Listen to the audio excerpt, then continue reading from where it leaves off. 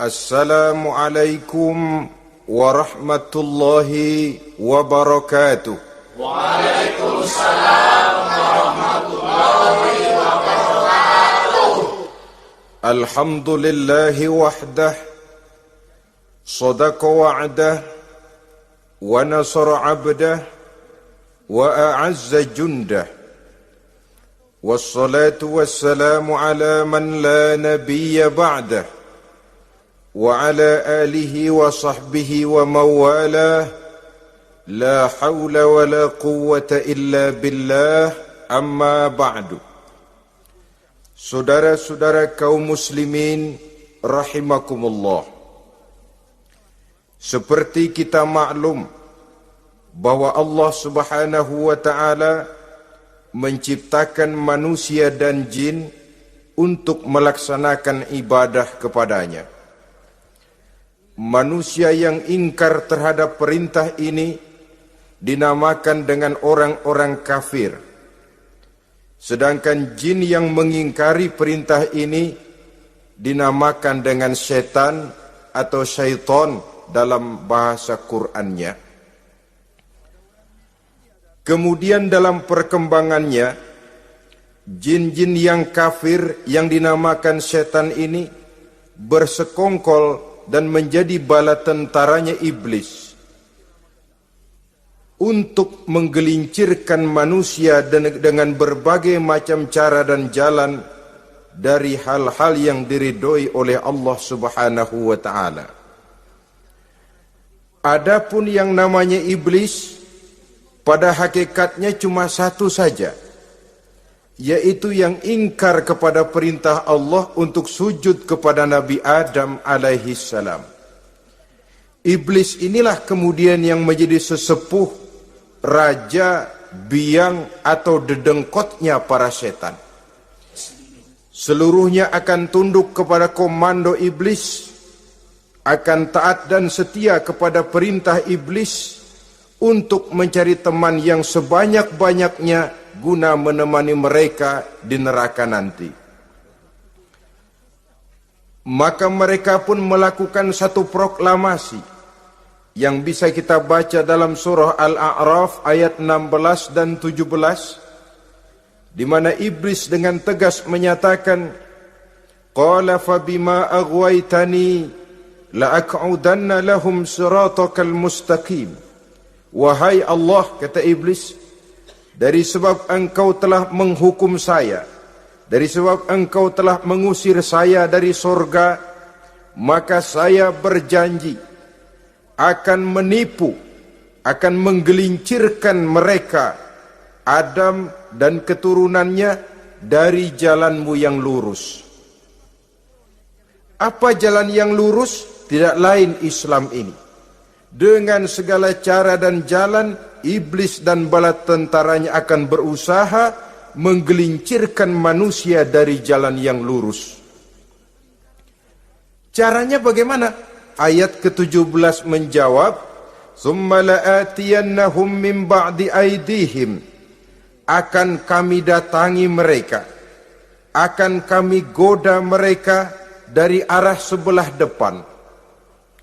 Kalau cara itu tidak kena, wa min khalfihim, kami goda mereka dari sebelah belakang.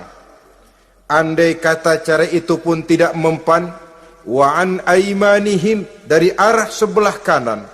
Kalaupun itu gagal, wa an syama'ilihim, kami akan datang dari arah sebelah kiri. Pendeknya dari 4 penjuru angin, iblis dan seluruh bala tentaranya yang bernama setan belum akan puas sebelum kita tergelincir dari jalan yang lurus yang diridhoi oleh Allah Subhanahu wa taala. Sebagian ahli tafsir menjelaskan bahwa jika iblis menggoda dari arah depan, yang dimaksud dari depan ini adalah dunia. Sehingga manusia menjadikan dunia sebagai tujuan akhir dari seluruh kegiatan hidupnya. Ia pergi pagi, pulang sore, peras keringat, banting tulang, tidak ada yang dikejar kecuali dunia, dan cuma untuk kepentingan dunia. Dunia yang membuat orang berpaling daripada akhirat. dunia yang membuat orang lupa kepada tujuan penciptaannya, maka dunia termasuk perangkap iblis. Apa isi dunia? Biasanya yang lazim itu 3 ta itu. Harta, tahta, wanita. Itu yang bikin orang jadi sibuk sampai lupa kepada tujuan penciptaannya. Untuk apa dia diciptakan oleh Allah? Ini wa'an min baini aidihim. Kami goda mereka dari arah depan dengan menyodorkan dunia dalam bentuk yang hijau ranau, dunia dalam bentuk yang manis sehingga mereka tenggelam di dalamnya lalu melupakan akhirat. Kalau cara itu juga tidak kena, wa min khalfihim, kami datang dari sebelah belakang. Kami lupakan mereka kepada akhirat. Itu mah urusan nanti bagaimana saja. Yang penting yang kita hadapi sekarang apa? Dunia. Akhirat kita belum tahu dan bahkan belum tentu ada. Yang sudah pasti saja kita garap. Melupakan akhirat. Wa an aimanihim, yang dimaksud dari arah sebelah kanan, iblis dan setan selalu menghalang-halangi manusia untuk berbuat kebaikan, karena kanan adalah lambang kebajikan, sedangkan an syama'ilihim, kiri adalah lambang kejahatan. Dicegahnya kita berbuat kebajikan dan dibisikannya kita untuk selalu melakukan kejahatan dan kemunkaran. Wala tajidu aktsarahum syakirin, dan akan kamu dapati sedikit sekali di antara manusia yang bersyukur atas nikmat yang telah engkau berikan kepada mereka. Ditanamkan rasa ingkar kepada nikmat. Jika kita tidak kufur iman, dibuatnya kufur nikmat. Mengeluh padahal hidup sudah serba cukup, merasa masih sangat kurang padahal orang lain sudah titik air liurnya melihat keadaan kita. Sedikit sekali di antara mereka yang pandai bersyukur kepada nikmat yang telah engkau berikan itu, ya Allah. Jadi untuk ingkar nikmat, bisikan selalu datang dari iblis. Coba lihat itu, temanmu yang tidak pernah sholat, rezekinya lancar, kamu berhenti saja sholat. Yang tidak pernah ke masjid, pangkatnya naik terus, udah berhenti aja ke masjid. Atau setidak-tidaknya mengeluh dalam hati, Tuhan kayaknya tidak adil, kenapa saya rajin sholat kok rezeki seret bener. Padahal pada dasarnya kalau kita mau berpikir dalam bentuk yang paling mendasar, Allah selalu memberikan yang terbaik untuk kita. Jika begini keadaan kita, inilah yang terbaik buat kita menurut pertimbangan Allah. Jika kita menuntut lebih lagi, mungkin dengan keadaan yang lebih itu kita bisa tergelincir, dan Allah lebih tahu itu. Sebagai pencipta manusia, Allah lebih tahu tentang kemungkinan-kemungkinan yang bisa didapat dan dicapai oleh manusia. Bahasa ringannya, rezeki lu segini aja deh, lu jadi rajin sholat. Kalau rezeki lu melebihan jadi orang kaya dikit, nanti ngelihat masjid minggir. Allah selalu memberikan yang terbaik kepada kita. Saudara-saudara kaum muslimin, adapun iblis dan setan sudah menyadari betul bahwa iblis dan setan tempatnya di akhirat nanti jelas neraka. Itu mereka sudah sadari betul. Maka yang mereka kepengen sekarang, bagaimana mencari teman sebanyak-banyaknya untuk menemani mereka di neraka nanti. Nah inilah yang menyebabkan mereka berjibaku betul. Bahkan ada satu riwayat itu, ada waktu-waktu tertentu di mana para setan ini laporan kepada iblis.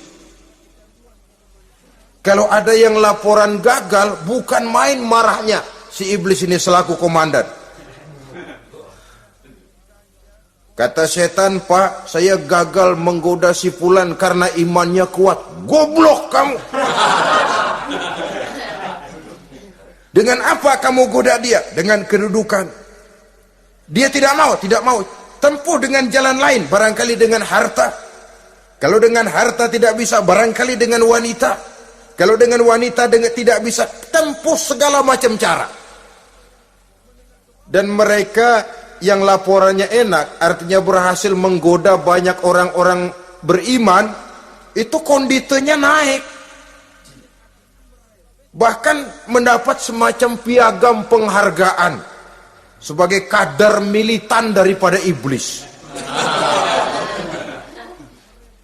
Nah, mereka berusaha dengan segala macam cara mengumpulkan teman sebanyak-banyaknya.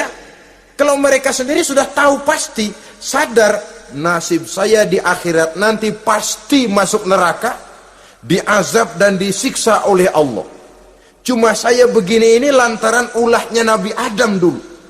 Maka anak-anak cucu Nabi Adam harus menjadi teman-teman saya sebanyak-banyaknya guna menemani saya di dalam neraka.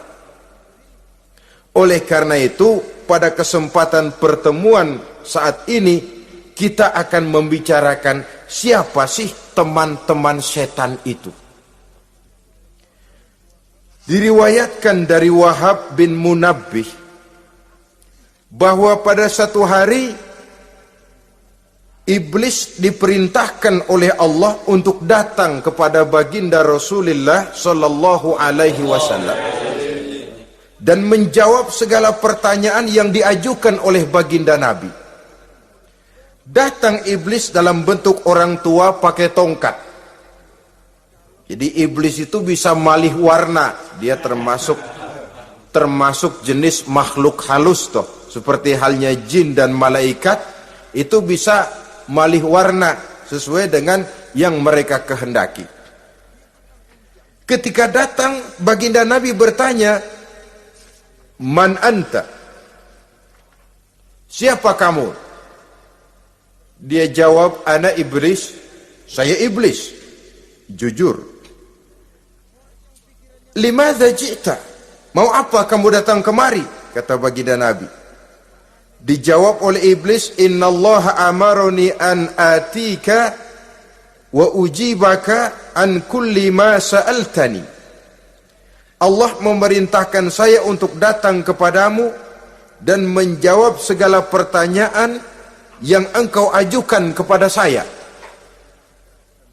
Nah, atas pernyataan ini baginda Rasul kemudian bertanya dengan dua pertanyaan.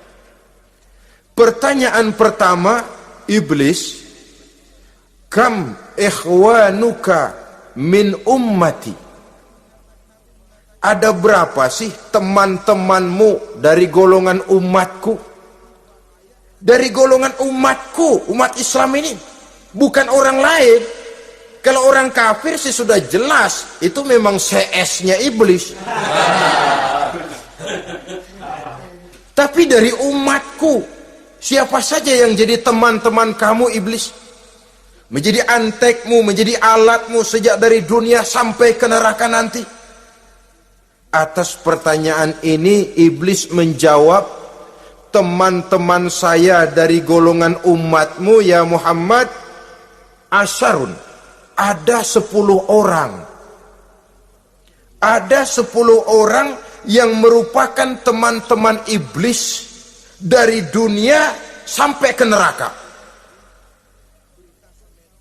Siapa mereka? Pertama kata iblis, teman saya hakimun jair. Hakim yang curang, hakim yang tidak adil. Ini bisa dimaklumi. Kenapa? Karena hakim diharapkan adalah produk keadilan. Sehingga orang mengatakan seorang hakim adalah seorang yang meletakkan sebelah kakinya di sorga dan sebelah lagi di neraka. Kalau adil dia menghukum, kaki sebelah kanan yang akan menentukannya ke surga. Kalau licik dia menghukum, kaki sebelah kiri yang akan menjerumuskan dia ke dalam neraka. Saudara-saudara kaum muslimin rahimakumullah, sesungguhnya dalam kehidupan Kurangnya sandang pangan bukan satunya sebab yang membuat orang menderita. Tidak teraturnya perumahan, kurangnya lapangan kerja bukan satu-satunya yang menyebabkan rakyat menderita. Tapi lukanya rasa keadilan, tidak tegaknya hukum sebagaimana yang diharapkan, itu juga bisa menjadi sumber nestapa, bisa menjadi asal dari segala derita. Oleh karena itu, hakim yang tidak adil, hakim yang curang, yang menghukum tidak berdasarkan hukum, tapi berdasarkan kepentingan, berdasarkan pesan sponsor, hukum bisa dibeli, ada istilah mafia peradilan. Hakim-hakim macam ini yang akan menjadi teman-teman iblis. Dan tiap kali palu akan diketuk, iblis sudah bukan main sibuknya. Kekuasaan di tanganmu, hijau katamu, hijau yang akan berlaku, merah kau ketok, merah yang akan jadi keputusan. Orang lain tidak tahu ini kesempatan untuk jadi kaya, ini kesempatan untuk naik pangkat. Manipulir hukum tidak ada yang tahu karena orang banyak yang awam dengan hukum. Saudara-saudara kaum muslimin, kalau hukum sudah bisa dibeli, atau kalau hukum cuma untuk orang-orang kecil saja, ada kelompok-kelompok yang kebal hukum, maka akan timbullah kiamat di masyarakat, di mana yang kuat makin kuat, yang lemah selalu menjadi mangsa. Oleh karenanya, hakim yang serong, hakim yang durjana merupakan teman-teman setan, merupakan teman-teman iblis dari dunia sampai ke neraka nanti. Ini yang pertama. Oleh karenanya, pada dasarnya setiap kita adalah hakim untuk keluarga, dalam pergaulan. Hendaklah adil di dalam memutuskan segala sesuatu. Lebih-lebih hakim yang memang menjadi pengayom masyarakat. Bukankah lambang para hakim digambarkan dalam bentuk neraca yang berimbang? Tidak berat ke kiri, tidak juga berat ke kanan. Dalam arti objektif memberikan keputusan sesuai dengan hukum, sehingga masyarakat terlindungi. Dan hakim yang adil secara praktis adalah musuh daripada setan. Dimanapun setan dan iblis paling gak demen sama hakim yang adil. Itu merupakan musuh besar bagi setan, yang menyalahkan yang salah, membenarkan yang benar. Walaupun yang salah orang besar, yang benar orang kecil. Dan kita memang oleh baginda Nabi diajarkan satu doa, Allahumma arinal haqqa haqqa warzuqna ittiba'ah.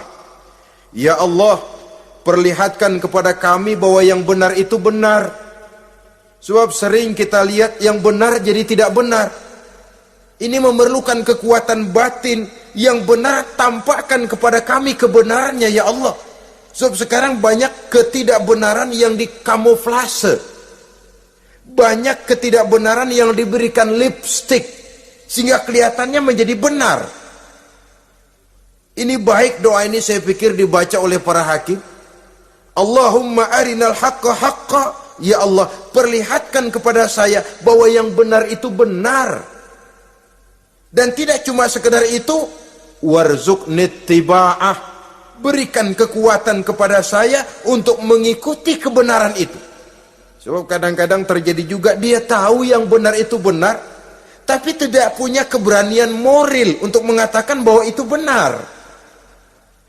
Dia tahu itu barang yang hak, tapi tidak terpanggil mengikuti yang hak. Tidak punya kekuatan moral untuk mengikutinya. Lalu doa ini pun disambung, wa arinal batila batilan warzuqna ijtinabah. Wahai Allah, perlihatkan kepada kami bahwa yang batil adalah batil, bahwa yang salah adalah salah, bahwa yang munkar adalah munkar. Berikan kepada kami kekuatan untuk menjauhi yang munkar, yang batil, yang zalim. Saudara-saudara kaum muslimin rahimakumullah, Kita sering mencaci kaum pelacur sebagai sampah masyarakat. Tapi sadarkah kita bahwa pelacuran di bidang hukum, pelacuran di bidang intelektual, kadang-kadang pelacuran di bidang agama, dalam arti menjual ayat untuk membela yang salah dan menekan yang benar, ini juga tidak kalah bahayanya dengan prostitusi, pelacur-pelacur yang kita anggap sebagai sampah daripada kehidupan masyarakat itu. Oleh karenanya, maka hakim yang adil merupakan musuh utama daripada iblis dan setan.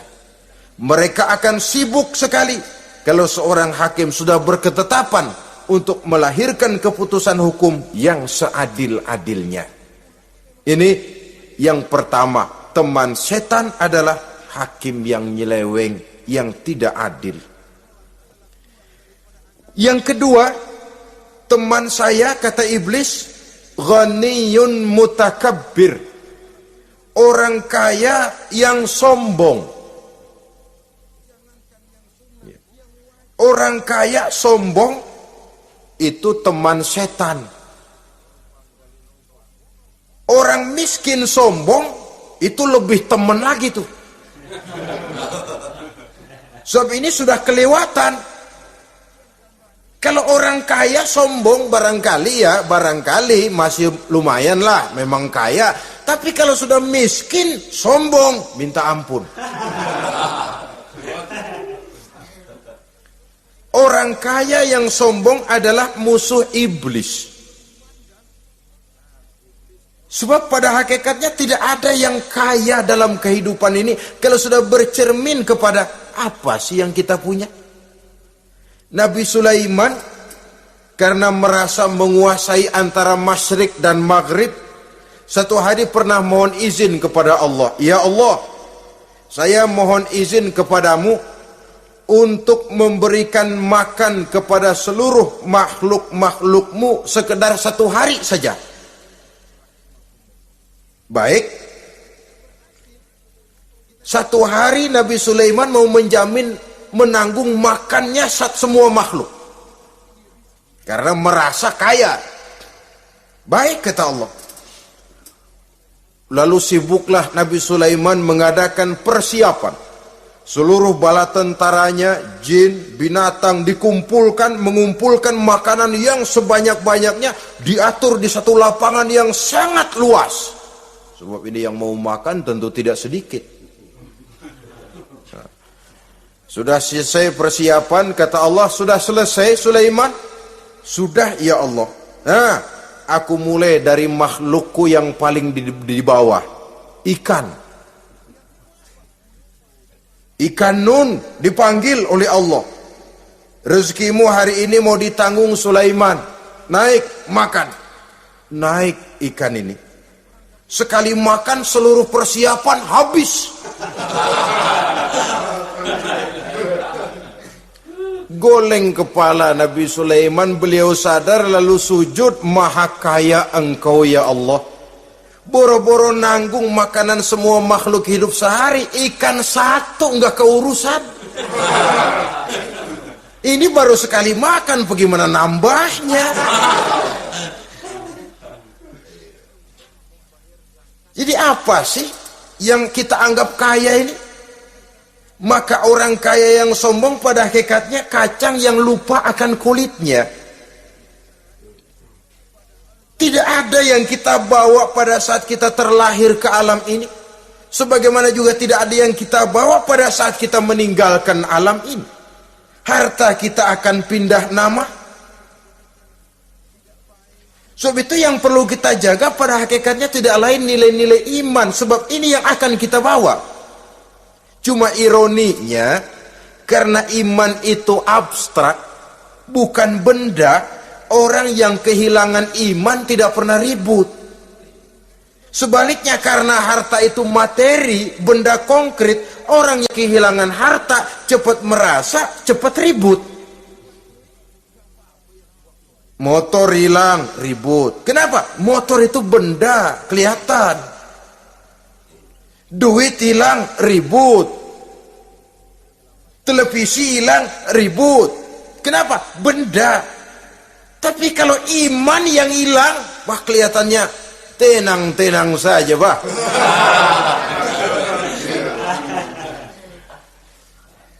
Padahal ini usaha iblis, bagaimana orang kehilangan iman, menjadi kafir, masuk grup dia untuk menemani dia di dalam neraka nanti. Dia gelincirkan iman kita, dan kita sering tanpa terasa telah mengalami pergeseran nilai-nilai iman, kalau tidak tergusur sama sekali. Cuma saya katakan tadi, oleh karena iman ini bukan benda, orang yang kehilangan iman kurang begitu merasa, padahal ini yang paling berharga. Sebab ini yang akan kita bawa menghadap Allah.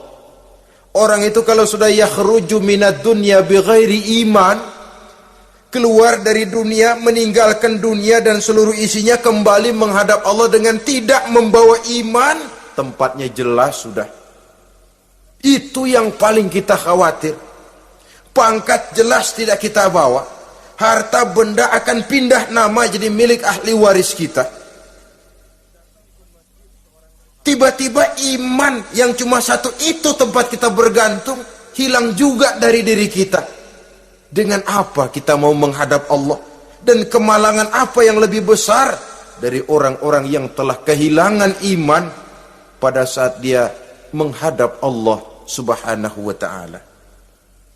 Karena itu, saudara-saudara, terutama yang diberikan amanah berupa harta oleh Allah dalam kehidupan ini, bersyukurlah kalau saudara diberikan kepercayaan oleh Allah untuk menyalurkan rezeki kepada orang lain, seperti keran yang nyimpen air tapi tidak untuk dirinya, disalurkan kepada yang memerlukannya. Rezeki dia cuma lewat tangan saya, rezeki dia cuma lewat tangan saya. Berbahagialah orang kalau dipercayai Allah untuk menyalurkan rezeki kepada orang lain. Artinya agen. Wong ditunjuk jadi agen Allah, kok nggak bangga? Kalau sudah kemari cara berpikir, insya Allah rasa bakhil bin pelit alias medit bin koret.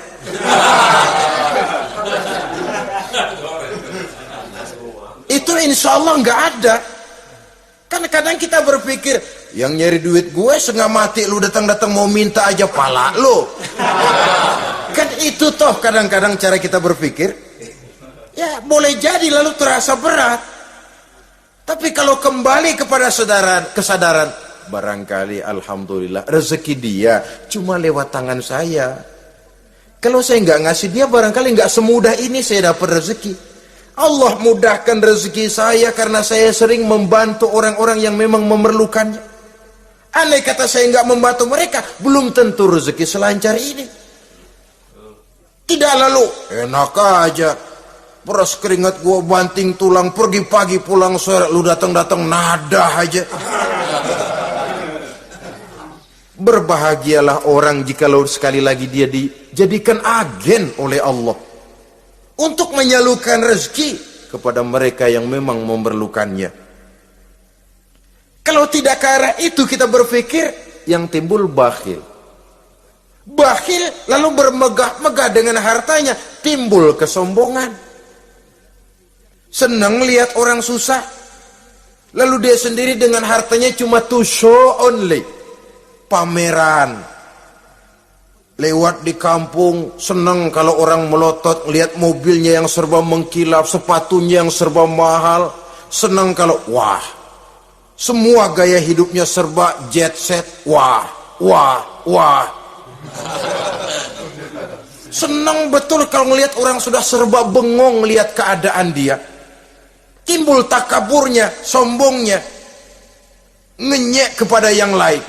Maka orang kaya yang sombong, teman iblis, teman setan. Setan senang betul. Sebaliknya secara praktis, orang kaya yang rendah hati adalah musuh iblis. Saudara-saudara kaum muslimin rahimakumullah, lain memang kalau kita diberikan ilmu di akhirat nanti, pertanyaan cuma satu, ilmumu kau amalkan untuk apa? Kalau kita diberikan umur panjang, pertanyaan akhirat satu saja, umurmu kau habiskan di mana?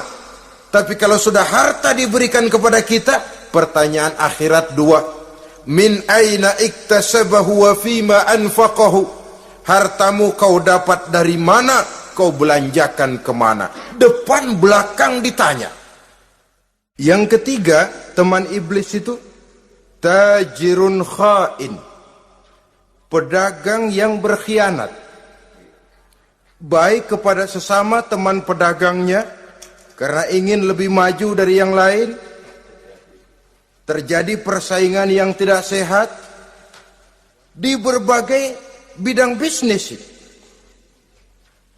ataupun kepada para pembelinya dengan mengatakan barang yang baik adalah barang yang tidak baik menjadi baik.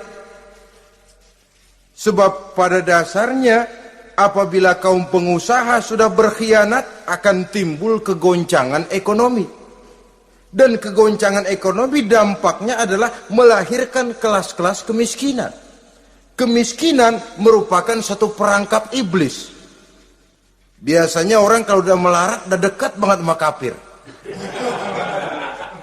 Kalau tidak dilatar belakangi oleh nilai iman yang kuat. Udah melarat udah dekat benar dah sama kafir. Apalagi iblis ini menggodanya pandai dia. Kepada orang miskin dia datang dengan bujukan materi. Kepada yang cukup hartanya dia datang dengan bisikan lain. Pendeknya iblis dan setan itu kalau ibarat tukang joget, dia ngerti betul irama kendang.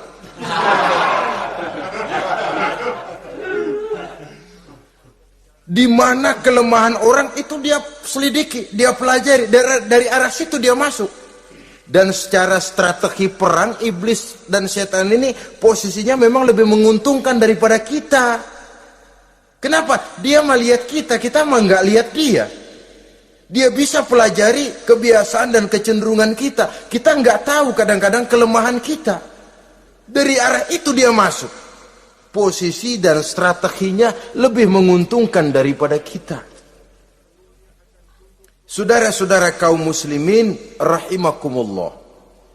Bila ekonomi sudah goncang, terjadi penimbunan barang, terjadi spekulasi harga, timbullah kegoncangan sosial.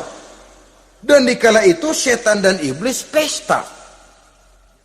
Dia merasa perangkapnya berhasil. Persaingan-persaingan yang tidak jujur, yang pada dasarnya akhirnya bukan cuma merusak sistem ekonomi, tapi juga mempengaruhi hasil kerjaan. Dalam tender-tender usaha-usaha besar misalnya, oleh karena mengajar supaya dia yang mendapat proyek, dia tidak segan sogok sini, suap sana, semir sana, usap sini. Tinggal untungnya sedikit dan dia harus dapat untung besar. Akhirnya apa? Proyek yang dikerjakan cuma asal sekedar jadi. Tidak seperti standar yang ditetapkan lagi. Juga tidak merupakan kesalahan yang sepenuhnya harus dibebankan kepada dia. Kesalahan yang merupakan siklus. Mata rantai, sudah lingkaran setan.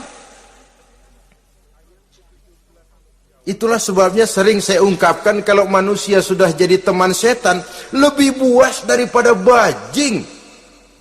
Karena bajing cuma makan kelapa, tapi bajingan udah apa saja dimakan. Sudah jadi teman-teman iblis, tidak ngerti halal haram, hak dan batil. Ini kepentingan pribadi apa kepentingan orang banyak, yang penting sikat saja. Jadi yang ketiga ini targetnya memang kekacauan ekonomi. Yang kemelaratan, kemiskinan merupakan tangga untuk sampai kepada kekafiran. Dan iblis tahu betul itu.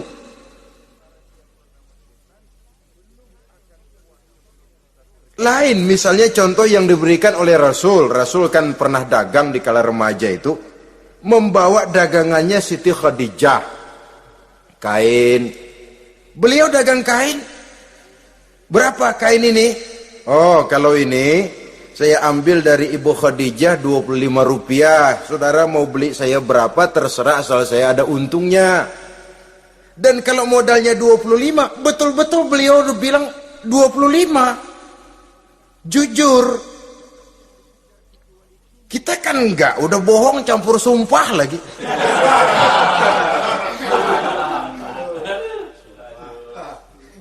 Ini yang ketiga. Yang keempat, teman-teman setan, teman-teman iblis, syaribul khamr. Orang yang minum arak, pemabuk, itu teman setan. Bahkan divonis tidak beriman orang yang pada saat meninggal dunia di dalam perutnya itu masih ada khamr. Tidak beriman divonis. Jadi dalam satu pesta di mana disediakan minuman-minuman keras, iblis itu sudah masang perangkap. Dan bila minuman itu dihampiri orang, dia mulai senang, wajahnya berseri-seri. Kalau minuman dituang ke gelas, dia tepuk tangan. Bila minuman mulai mengalir ke tenggorokan, dia jijimprakan iblis. Girang bukan main.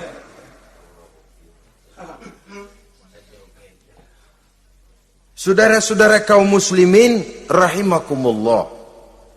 Kenapa pemabuk merupakan teman setan? Karena dalam keadaan mabuk, orang kehilangan daya kontrol. Perbuatannya nyaris tidak terkontrol lagi. Tidak ada rahasia, tidak ada harga diri, tidak ada sifat memelihara, dan itu ciri-ciri daripada iblis. Syaribul khamr. Orang yang suka meminum minuman keras. Itulah sebabnya memang dalam hidup ini kita harus punya filter. Allah selalu menghendaki yang terbaik dan memilihkan yang terbaik untuk kita. Kalau sudah itu minuman yang baik kata Allah, itulah memang yang baik untuk kita. Kalau itu dilarang oleh Allah, itulah memang yang tidak baik untuk kita. Jadi kalau sudah qat'i dalilnya, gak usah buang energi menyelidiki apa manfaatnya. Kalau sudah qat'i dilarang, gak usah buang energi menyelidiki apa bahayanya khamr. Allah tidak akan melarang sesuatu yang mengandung manfaat. Yang dilarang Allah tentu yang membawa mudarat dan bahaya di dalam kehidupan. Bukankah sekarang ini minuman keras sudah merupakan penghias pesta? Merupakan kebanggaan di kalangan remaja? Termasuk dalam kata khamr ini ya morfin, ganja, narkotik, dan yang sejenis dengan itu. Orang sudah merasa bangga kalau sudah fly to the sky, membumbung ke angkasa, katanya dunia ini luas, lupa segala macam persoalan. Tapi sampai kapan? Sampai kapan orang merasa membumbung? Sampai kapan orang merasa bisa meninggalkan segala persoalan?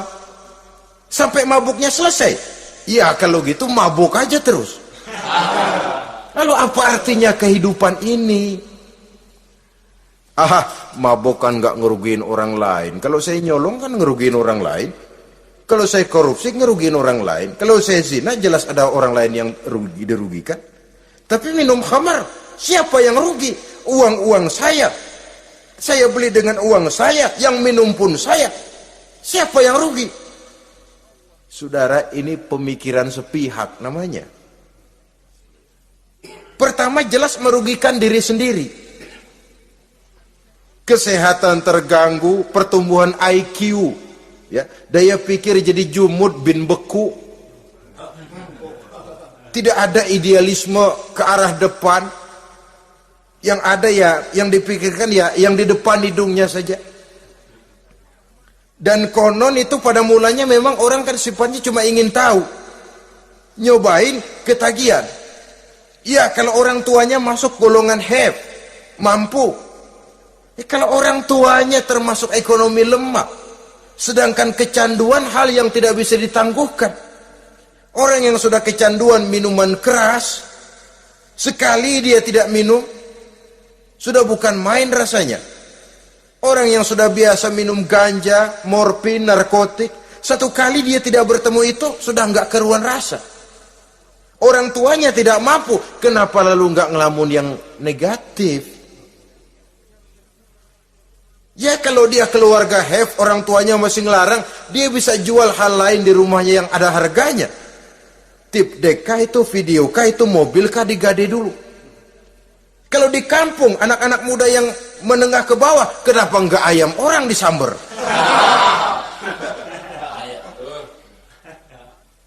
Terjadilah perbuatan negatif yang akhirnya merembet kepada merugikan orang lain. Hakikatnya zohirnya memang pada mulanya hanya merugikan diri sendiri, tapi lambat laun akan merembet juga kepada merugikan orang lain. Oleh karena itu pantas kalau dalam perjalanan Mi'raj begitu hendak start dari Masjidil Aqsa menghadap Allah, kepada baginda Nabi disodorkan 2 gelas minuman, segelas susu dan segelas arak. Muhammad, kau ambil salah satu minuman itu, kau minum. Mantap. Nabi mengambil gelas yang isinya susu lalu beliau minum. Selesai minum kata Jibril, "Shaddaqta ya Muhammad, laqad asabtal haq." Kamu benar Muhammad, pilihanmu tepat. Kenapa? Untung saja susu yang kamu minum. Kalau arak yang kamu ambil, kamu pilih dan kamu minum, pasti umatmu bakal pada jadi umat teler semua nanti. Wong Nabi milih susu saja umatnya masih banyak yang teler. Apalagi kalau beliau memilih khamr waktu itu. Tapi ini sekedar simbol bahwa begitulah kita dalam hidup. Saudara, kalau di depan kita ditaruh segelas jamu, segelas sirup, kira-kira pilih mana? Sirup apa jamu? Orang yang berpikir panjang ke depan, dia bakal pilih jamu. Memang pahit, getir, nggak enak, tapi besok pagi badan enteng, kerja semangat, berpikir cerdas, gairah ada. Orang yang pikirannya pendek, ngapain jamu getir nih, sirup nih, manis ini. Dia minum, bukan main manisnya, besok pagi bibir pada jontor. Begitulah dalam kehidupan ini. Maka hendaknya kita berusaha dengan sekuat kemampuan untuk menghindarkan diri dari minuman keras dan pengaruh-pengaruhnya. Yang kelima, teman iblis itu al-qattat, tukang-tukang fitnah. Itu suling iblis itu, trompet setan. Sebab apa? Benar kalau Quran mengatakan, Nabi mengatakan al-fitnatu asyaddu minal qatli. Fitnah lebih bahaya dari pembunuhan. Sebab apa? Pembunuhan membunuh orang secara langsung. Fitnah membunuh orang pelan-pelan. Kalau mati mau mendingan cepat daripada pelan-pelan. Pelan-pelan mati, cepat mati enakan cepat, nggak ngerasain sakit. Fitnah membunuh orang pelan-pelan. Nama baik orang hancur, dicoreng-moreng di tengah masyarakat. Maka tukang-tukang fitnah, teman-teman setan dari dunia sampai ke neraka nanti. Karena fitnah lebih bahaya daripada pembunuhan. Mengada-ada yang tidak ada diada-adakan, fitnah. Melebih-lebih, berita semeter jadi 3 meter, yang 2 meter. Ya kalau positif, kalau negatif, fitnah. Memang orang bilang kalau kita nitip duit jangan harap lebih, kurang bisa. Tapi kalau nitip omongan jangan harap kurang, pas saja sudah untung itu. Biasanya lebih, namanya omongan. 1 meter jadi 2 meter, 2 meter jadi 3 meter. Itu sifat dari yang namanya omongan. Kita kirim uang, udah gak bakalan lebih dah. Ini nitip uang sama saya 50.000, tambahin 10.000, langka yang berpikir begitu. Kurang malah bisa, enak aja nitip, gua kan kemarin pakai ongkos, hitung transport misalnya. Tapi kalau sudah nitip omongan, pas saja sudah untung loh, biasanya malah lebih. Fitnah pernah melanda Nabi Zakaria, fitnah pernah melanda Habil dan Qabil, fitnah pernah melanda Nabi Ibrahim, fitnah bahkan pernah melanda kehidupan baginda Rasulullah sallallahu alaihi wasallam. Dalam peristiwa yang lazim kita kenal dengan hadisul ifki, bagaimana gosip pun sempat mengguncang rumah tangga kehidupan baginda Nabi. Sehingga pantas kalau beliau sendiri mengatakan al-fitnatu asyaddu minal qatli. Fitnah itu lebih bahaya daripada pembunuhan, karena fitnah membunuh orang secara pelan-pelan. Saudara-saudara kaum muslimin rahimakumullah, lidah tidak bertulang. Soghirul jirmi azimul jurmi, kecil bentuknya tapi besar akibatnya. Kalau kita luka karena silet 2-3 hari boleh sembuh, tapi luka karena lidah seumur hidup kita ingat. Asal lihat orangnya ingat, nih dia nih yang ngomong kagak enak bang adik, gua tandain dah.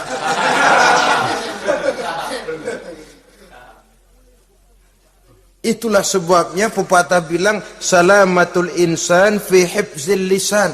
Orang akan selamat jikalau dia pandai menjaga lidahnya. Saudara-saudara kaum muslimin, yang keenam, teman setan sahibur riya, orang yang riya, beramal cuma to show only, supaya ingin dipuji orang, ingin dilihat orang. Riya namanya. Tidak ada ikhlas. Sebab kata Imam Ghazali, an-nasu kulluhum niyamun illal alimun, wal alimuna an-nasu kulluhum mauta illal alimun, wal alimuna niyamun illal amilun, wal amiluna mughtarruna illal mukhlisun. Manusia itu pada hakikatnya mati kecuali orang alim. Orang alim sekalipun hidup hakikatnya adalah tidur, kecuali orang yang mengamalkan ilmunya. Dan orang yang mengamalkan ilmunya banyak yang tertipu, kecuali orang yang ikhlas. Tepat ini fatwa Imam Ghazali. Manusia hakikatnya tidur kecuali orang yang alim. Orang yang alim walaupun hidup tapi tidur. Hidup tidur, ya nggak bisa berbuat banyak, kecuali orang yang mengamalkan ilmunya. Dan orang yang mengamalkan ilmunya banyak yang tertipu, kecuali yang ikhlas. Jadi kalau amal itu adalah jasad, ikhlas itu adalah ruh. Amal tanpa ikhlas patung. Patung tidak bisa berkembang, tidak bisa berbuat banyak, namanya patung. Itu amal tanpa ikhlas. Ini termasuk penyakit batin toh, ikhlas, riya, ujub, sum'ah, penyakit kepengen didengar orang, penyakit kepengen dilihat orang. Wah, kalau sembayangnya dilihat orang mantap betul, kayak besok mau mati. Tapi kalau sudah sembayang nggak dilihat orang, wah kilat khusus, cepat bukan main. Riya. Ini yang menghancurkan amal ini nggak terasa. Sifat kita sendiri. Riya ini menggeragoti amal. Sebagaimana api menggeragoti kayu bakar. Yang ketujuh, teman setan akilu malil yatim. Orang yang memakan harta anak yatim. Itu setan senang betul itu. Dia bisikan, lah kau kan ngurus anak yatim. Kau sudah menanamkan budi kepada mereka, jadi wajar kalau kau ambil bagian. Mula-mula memang dalam batas yang wajar, makin lama malah berebut sama yatimnya. makin kesonoin, yatimnya malah nggak keduman, panitianya yang kenyang. Akilu malil yatim, orang yang memakan harta anak yatim secara zalim, ini merupakan teman setan. Sebaliknya, orang yang melindungi anak yatim, kata Nabi, seperti dua jari ini dengan aku di akhirat nanti. Dekat derajatnya dengan Rasul. Yang kedelapan, teman setan al-mutahawinu bis shalah. Orang yang nganggap enteng sholat, ngenteng-ngentengin sholat. Nanti aja dah, kalau udah tua-tuaan, sembahyang mah gampang, saban sehari ada. Kalau ini nih tinju jarang-jarang. Al-mutahawin, ngenteng-ngentengin. Pada dasarnya agama itu mudah, jangan dipersulit, tapi juga jangan dipermudah. Agama itu tidak berat, jangan diberat-beratin, tapi juga jangan dienteng-entengin. So yang enteng kalau kita entengin akhirnya menganggap remeh. Mulanya memang sedikit, makin lama makin banyak, makin lama makin banyak, makin bertumpuk. Apalagi kalau sadar kita sholat adalah tiang daripada agama. Bagaimana rumah akan tegak tanpa tiang yang kuat?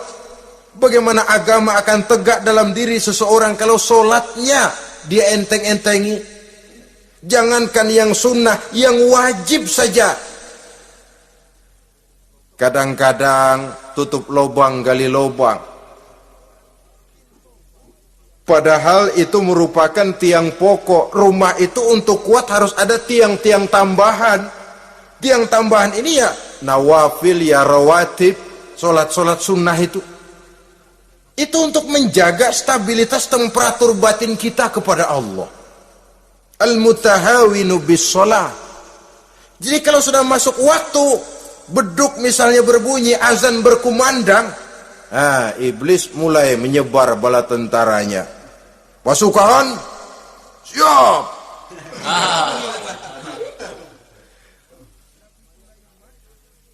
Kama yang dagang dia bisikin, sedang enaknya lo dagang, pembeli lagi banyak-banyak, sembahyang mah ada besok. Sama yang kerja, jangan ditinggal, ini kerjaan tanggung, sembahyang masih ada besok. Saudara-saudara kaum muslimin rahimakumullah, andai kata kita berhasil, kita tinggalkan kesibukan, lalu kita pergi sholat, apa iblis diam? Setan tenang? Tidak, masih dia bisiki kita. Iya, kalau mau sembahyang ya sembahyang, cuma buruan udah. Nah, yang mau belanja, yang menunggu, bukan main. Sampai ruku kita tidak sempurna, bacaan kita semrawut, sujud kita tidak lengkap, sholat juga, tapi disitulah masuk iblis. Atau kalau itu kita berhasil cegah, ruku tertib, ada tumakninah, sujud bagus, iblis masuk lagi. Wah, memang sembahyang kamu mantap, orang lain gak ada yang sembahyang kayak kamu.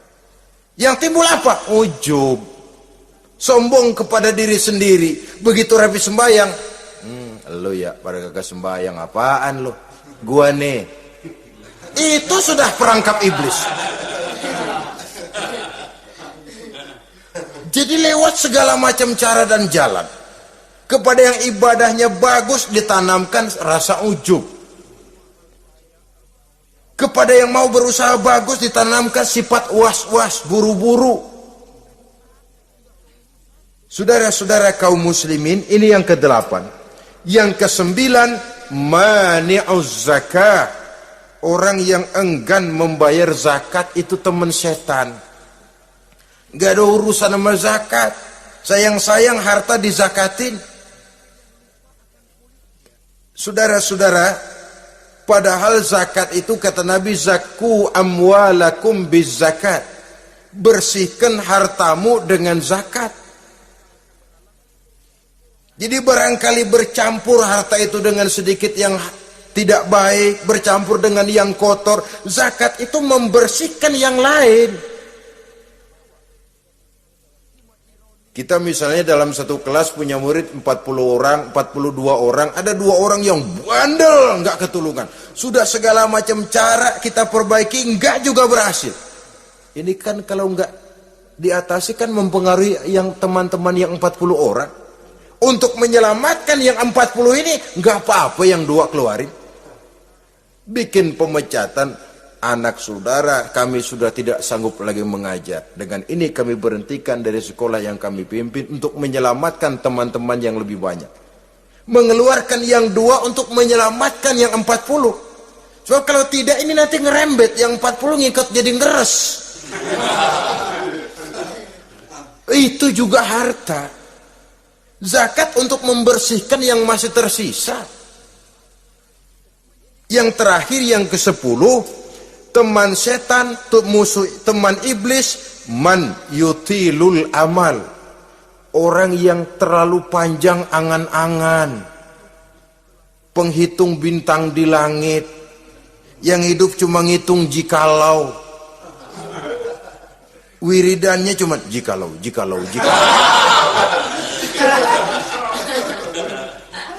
Tidak pernah mau berbuat, cuma angan-angan kelewat panjang.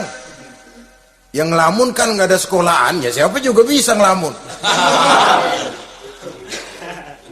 Orang bukan tidak boleh bercita-cita, bahkan cita-cita yang mendorong kita untuk bergairah dalam kehidupan. Tapi kalau cita-cita tanpa langkah konkret, yang penting kan punya kemauan, lebihnya tawakal, nggak cukup. Pernah datang ke masjid seorang sahabat. Begitu sampai dia turun dari onta langsung menghadap baginda Nabi. Nabi tanya, ontamu udah diikat belum? Belum ya Rasul. Kenapa? Saya tawakal kepada Allah. Tuh orang diomelin sama Nabi. Ikat dulu, habis gitu baru tawakal. Betul toh. Ikat dulu tuh onta, lebihnya baru tawakal. Kalau udah diikat masih lari juga, itu tawakal. Lah belum diikat udah tawakal.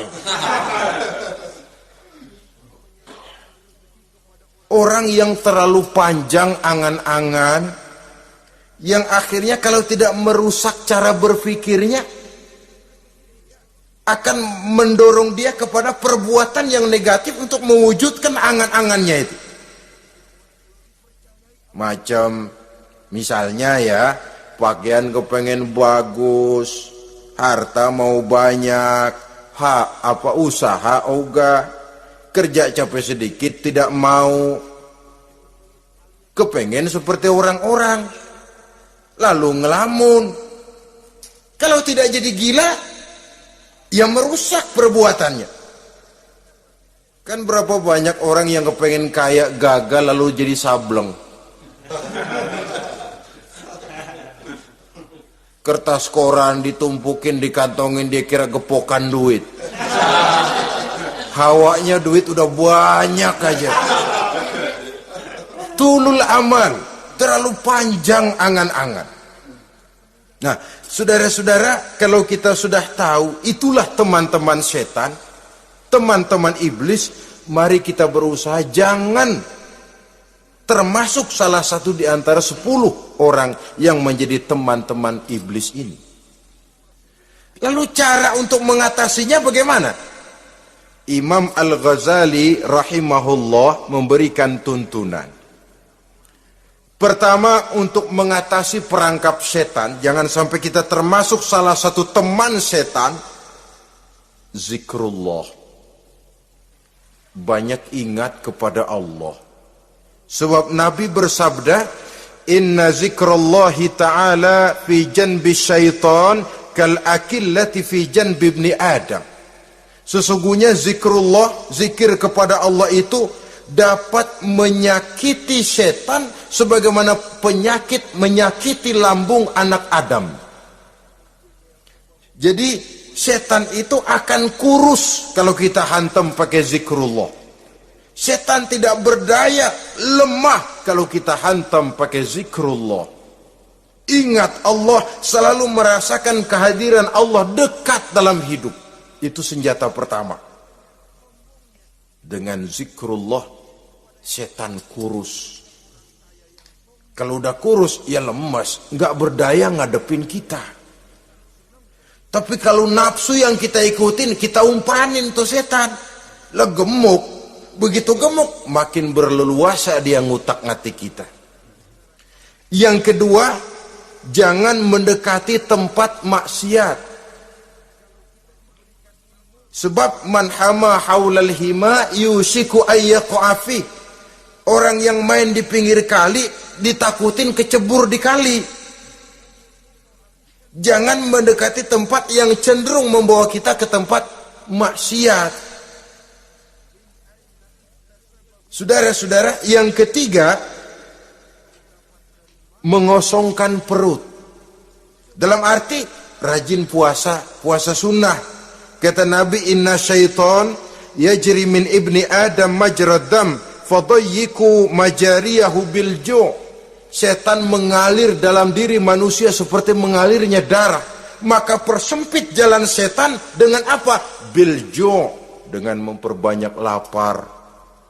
Bukan memperturutkan syahwat.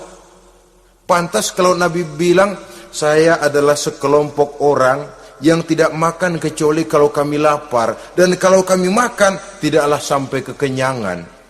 Bukan enggak kenyang, tapi enggak kekenyangan.